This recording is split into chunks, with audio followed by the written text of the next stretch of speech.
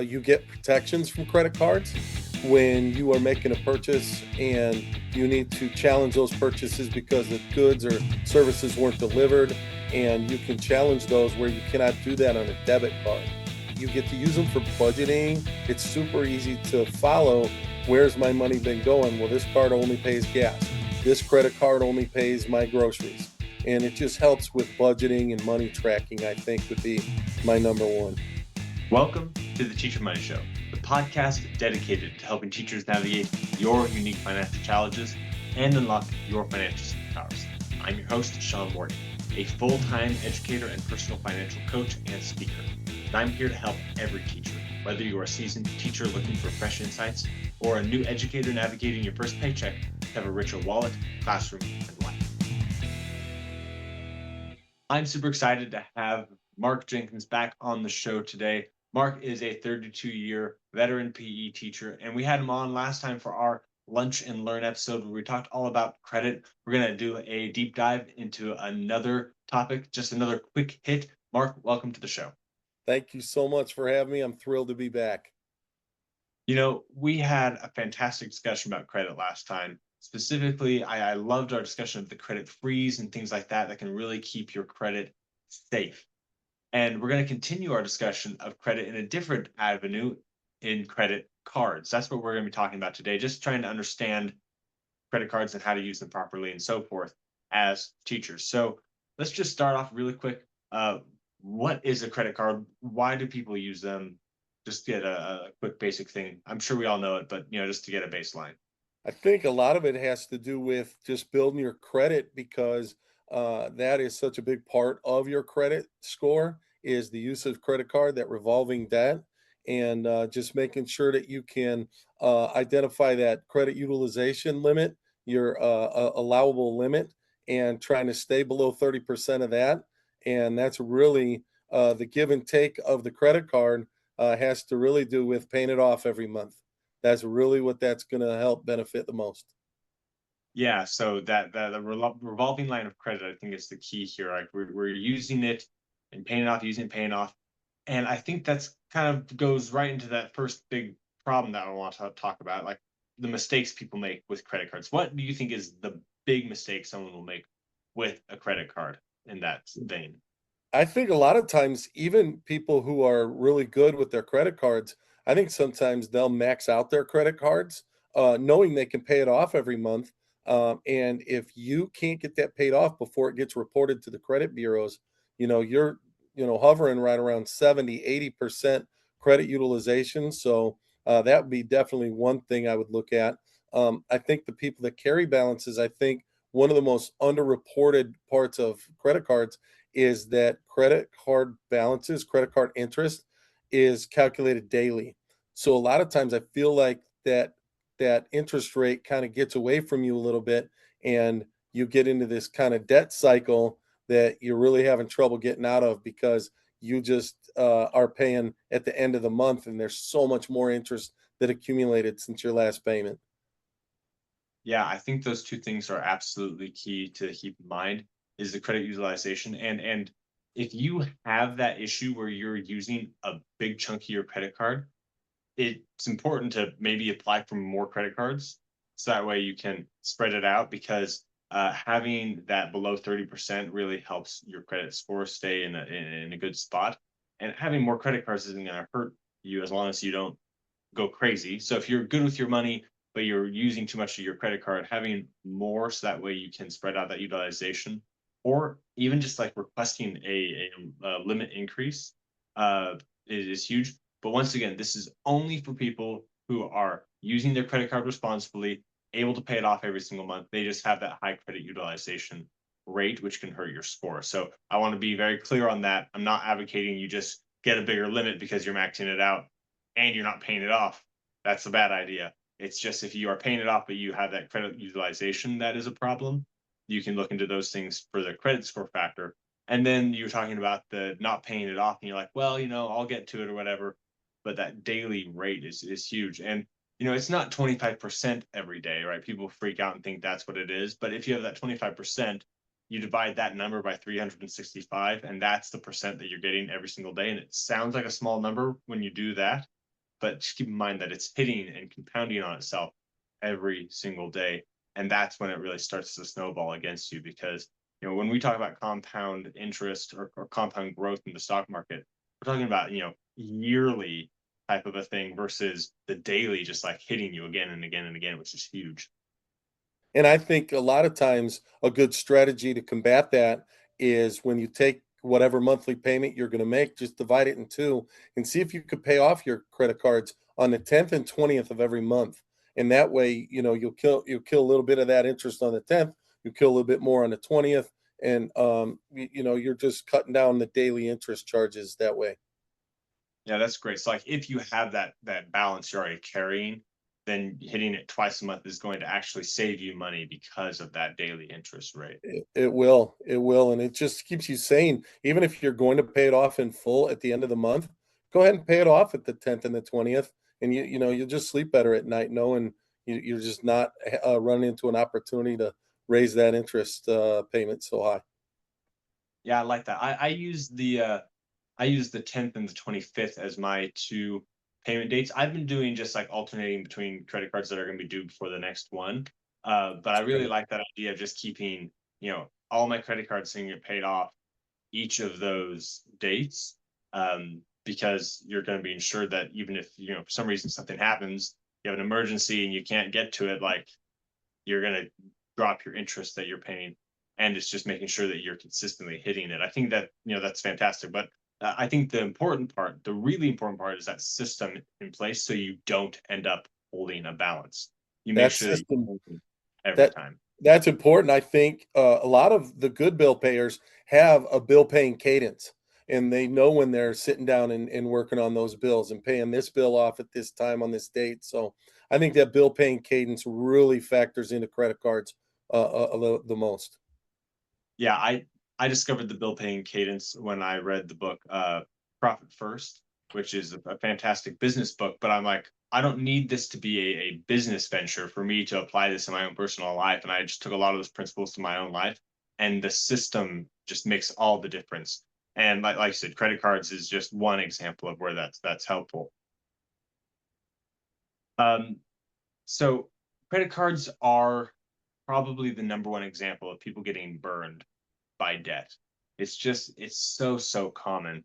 Uh, but they're not inherently evil, right? No financial instrument is inherently evil, necessarily. So what is the role of a credit card in a healthy financial life versus, the racking up, maxing out, getting in a lot of debt, paying just the minimums? Like those are unhealthy uses of credit card. What's the role? Like what's the purpose? Why do we need that in a healthy financial life? I just think that a lot of times you get protections from credit cards when you are making a purchase and you need to challenge those purchases because the goods or services weren't delivered. And you can challenge those where you cannot do that on a debit card. So you get a few layers of protection from different vendors on that. Building credit is certainly responsible credit card users are certainly building credit, trying to keep that score above 780. 760 is even sufficient for that. But I think one thing I like about credit cards is that you get to use them for budgeting, money tracking, just to see, where is my money going. It's going to be visual for you. You could print them out if you like hard copies, but it's super easy to follow. Where's my money been going? Well, this card only pays gas. This credit card only pays my groceries, and it just helps with budgeting and money tracking. I think would be my number one. Yeah, and when you do that, you can actually use the other benefits of credit cards to your advantage, right? If you have your grocery card, that's gonna be the card that has like the highest cashback reward on groceries. If you have your gas card, that's the card with the highest cashback reward on gas. And you can use those things to your advantage because credit cards have those rewards.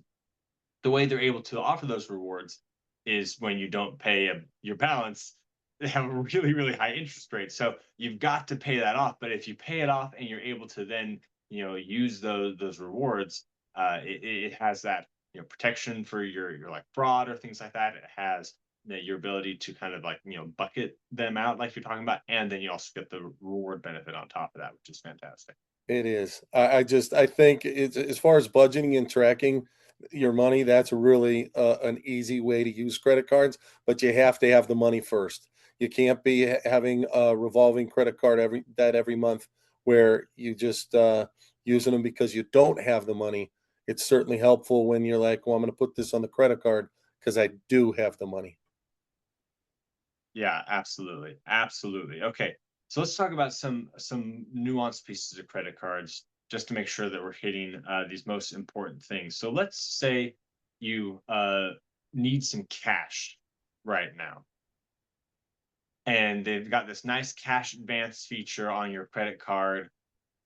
What's up with that? Should we go ahead and pull that cash out? You can pay it off later, right? It's all good. Oh my goodness, this would be my last choice. So, number one, this is a great reason to have an emergency fund.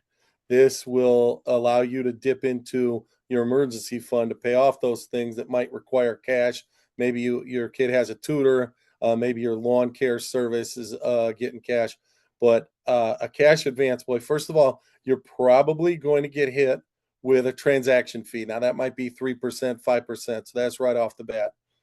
Then your whatever amount you withdraw as your cash advance, that's going directly against your credit utilization. And the third part starts accruing interest right away. So as soon as you draw that, there's just so many bad things when you're taking a cash advance.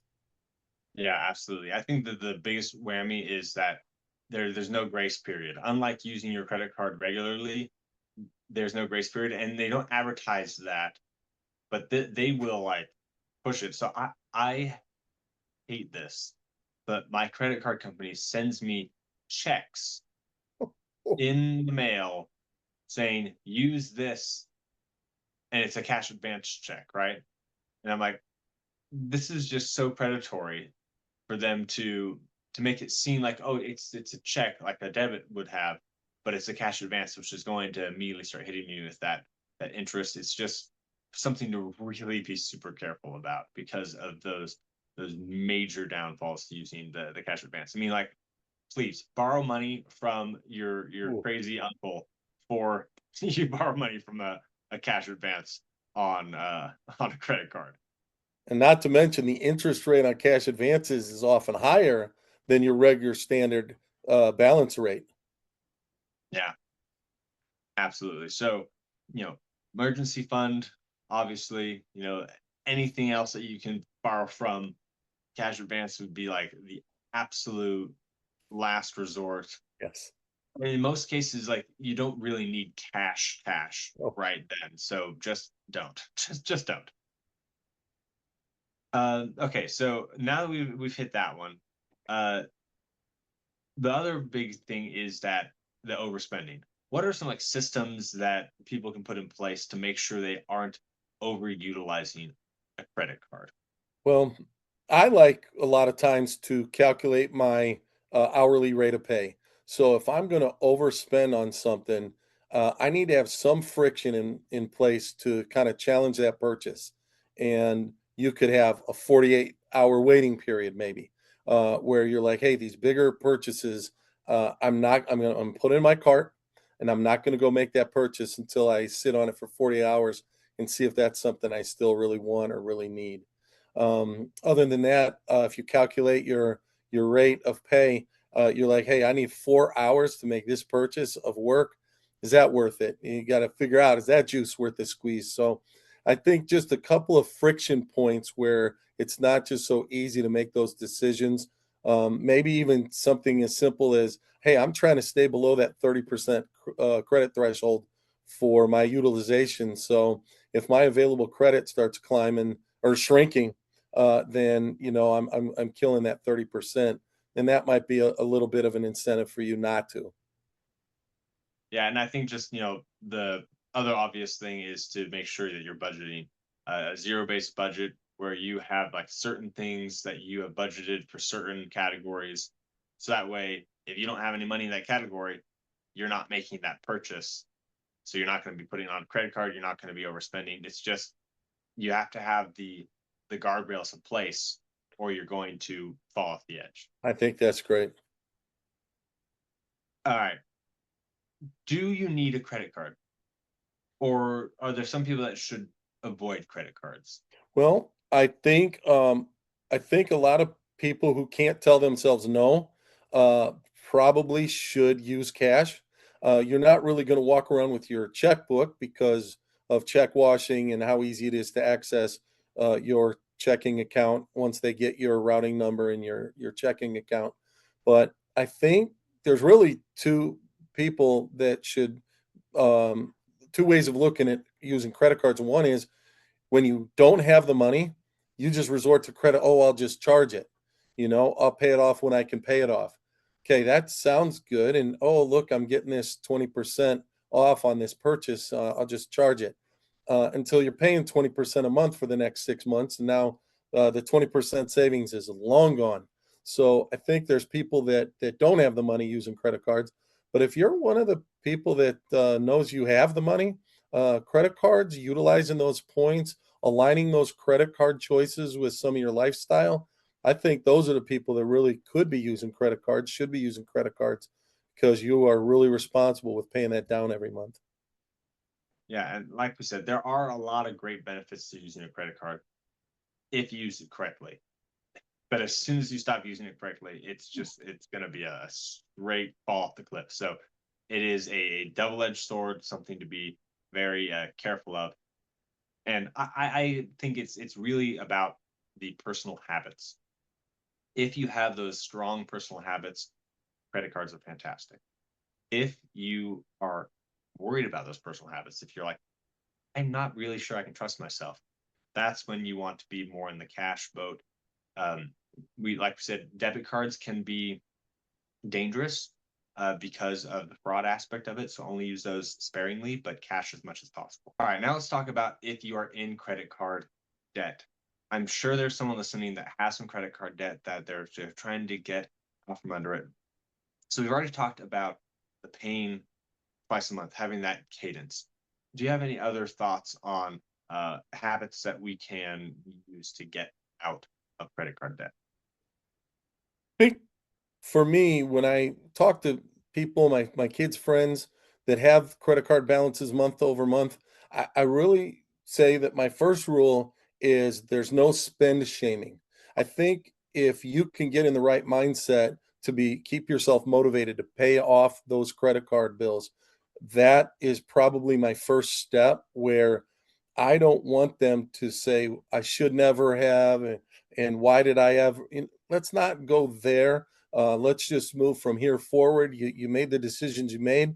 Let's move forward and let's not do the payment shame of looking backwards. That'd be my first thing that I want them to do. But it might be that they've heard a new system on here today on this podcast where they're going to start paying their balances. My brother gets paid weekly, so if you could pay off your 25% of your credit card every week, that would be one way to knock down the timing of your debt, and it would really cut that interest down quite a bit as well. So I think making sure that you pay that off weekly would be my number two. Yeah, so just like as soon as you can put money towards it because of that daily interest rate. Like we talked about the cadence, but like if you get paid and your cadence day isn't for another 3 days, don't wait. Pay as soon as you can, right? And this can apply to doing like a side hustle, right? If you're trying to hustle to get out of that debt and you get paid, for driving Uber and it's like $5, don't be like, oh, I'll just wait for like, a couple of days till I get a couple more. Mm. Like, no, just take that $5, flop it on in there because of that daily rate. The more often you pay, faster you're going to pay it down. And then, of course, just having a system in place where you are intentionally setting aside money for debt. Like the richest man in Babylon, for example, recommends 20% of everything you earn goes towards debt at a minimum. And I think just having that kind of a discipline in place, saying I'm going to spend this chunk of my paycheck towards paying down my credit card debt is absolutely essential. And then building your life around what's left over, not spending how you want and then be like, oh, I got some left over, I'll pay down my debt, right? Because that's kind of how you got into debt in the first place is doing that. So Doing that, and keeping any use of the credit card down as much as you can during that payoff period, so that way you aren't just digging digging up a hole and then dumping it behind you into the same hole, right? You don't want to be doing that. And I think people forget how emotional money can be. So when I had credit card debt, I used the snowball method because I wanted those small victories. So if you look up the snowball versus the avalanche method, I know the avalanche method mathematically is supposedly better, but for me, psychology of money is important. So I made sure that we paid off the lowest balance first, paying the minimums and all the rest, and then you take that balance, that money that you're putting towards every month, add it to the next smallest card, and before you know it, you've got two cards paid off. And just those little victories really will keep you motivated to pay down that credit card debt. Yeah, and I think that there's lots of different ways of framing it, but it all comes down to take some money and set that aside and pay it towards the debt. Like, I know there's mathematically optimized this way. It's a few dollars, really.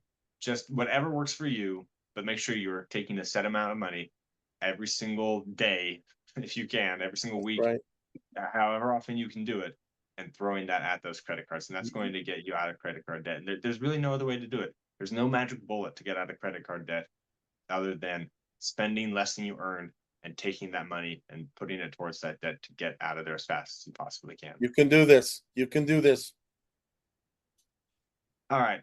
So that's credit cards in a nutshell. Are there any other parts of credit cards that we haven't discussed yet that you would like to bring up for our discussion? I don't think so. I think we really covered everything. But again, the best credit card use is spending credit card decisions and all that money on things that you know you already have the money for. That is really going to help you keep those balances down. The people that are like, you know what, I can't afford this, so I'll charge it. That really is going to get you in a heap of trouble. Absolutely. And I always tell people use a zero-based budget. I personally use my budget coach. If you would like to connect with me on my budget coach as a coach, you can go to teachingmoneyshow.com/recommendations and you can get a direct link to my budget coach there. I'll also post it in the show notes for this show, which you can find in the podcast player description. And it's just however you do a zero-based budget, do a zero-based budget. So that way you can say, I'm only spending the money that I have. I'm putting Right. money aside for debt. So that way you are paying it down every single month. All right, Mark. This is a great lunch and learn, a quick hit that people can listen to on their lunch break, on their commute, whenever you want to listen to it. Just got two more questions for you. If someone wants to reach out to you and connect with you, what is the best way to do that? So I recently, after our last get together, I recently launched an Instagram page called Money Talk with Mr. J, and it's just a good chance where I'm just posting different items for beginning knowledge and new investors. So it's just a good start for people who are like, hold on a minute, I was supposed to learn what? And that's really where we're looking for Money Talk with Mr. J. Yeah, please go and follow that so that way it starts to grow more because we want more people to start hearing this information anywhere that we can get it.